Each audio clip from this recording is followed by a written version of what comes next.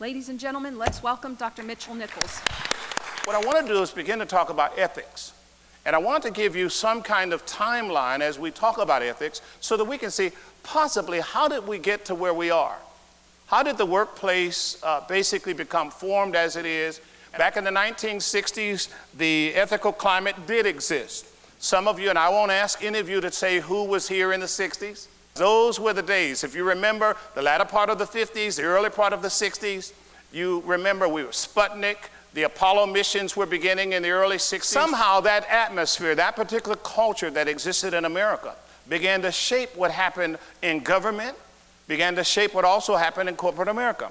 You'll see some of the things there that talk about major ethical dilemmas, because ethical dilemmas can exist in a corporate setting, but eventually we'll talk about ethical dilemmas that some of you face even today in your work. The 1970s, that ethical culture begins to develop. Major ethical dilemmas that we have in front of you. Employee militancy, human rights. I mean, listen, the oldest human rights organization in America is what? Does anybody know? The oldest human rights or civil rights organization in America. It's the NAACP.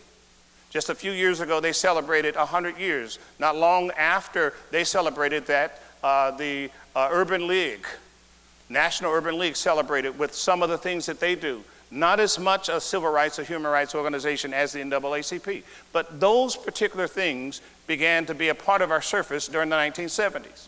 Some firms chose to cover rather than correct dilemmas. Now that was the 70s. Some of you today are still facing situations in your workplace where people are still covering things. Can I see a show of hands? When you go to the 1980s, you talk more about ethical culture. And when you talk about ethical culture there, you're talking about the social contract that comes into play between employers and employees. They're constantly redefining things. And I want you to keep the idea of redefining, because there are certain things that as we see what has happened in government, what we've seen over the last so many decades, especially the ones we're referring to here, those kinds of things are always revisited, always redefined. I mean, the early part of the 80s, I mean, things looked like they were going very well, and then all of a sudden, steel mills and other things began to close. Jobs that were plenteous began to shrink more and more. And if you have been affected in your agency by downsizing over the past year because of budget constraints, because of what's happened not only at the federal level with money we've had to put out for the wars that we've had. I mean, how many of you know that your organization has money that they don't have anymore? In the 1990s, let me look around the room, I think most of you were here by then, by the 1990s.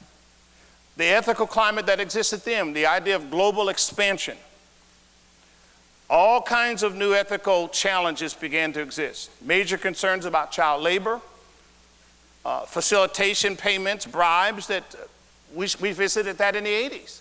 It's back in the 90s. Look at the material that we have here, the idea of loss of privacy, employees versus employers, international corruption, we touched on that before, intellectual property theft. Most corporations today, if they decide they're going to release you from their employee, they know exactly when they want to release you, and they'll have a security guard escort you out. You don't take any of your personal effects with you. Unethical behavior is something that is here. I don't think unethical behavior is something that's going to leave anytime soon.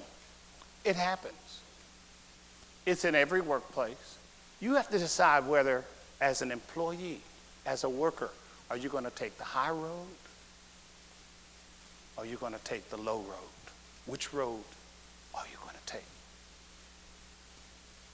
Someone put together these things, and I have all my resources at the end of the document, that there are 6 steps to ethical decision making.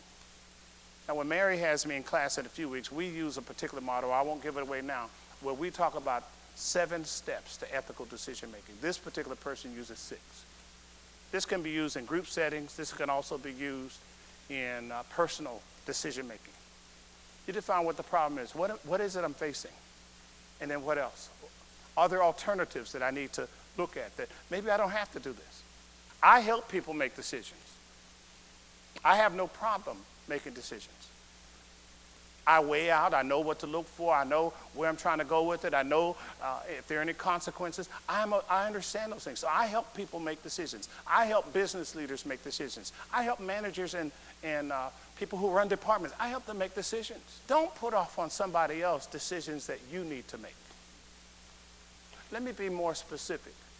If they're ethical decisions, if they're moral decisions, if this is something that's pricking your conscience, if this is something that eats away at you every day when you get home, you've got to sort through everything that you need to do so that you can make a decision when the ethical dilemma comes, and it will. You have to have personal conviction. Those are a lot of the sources. Thank you.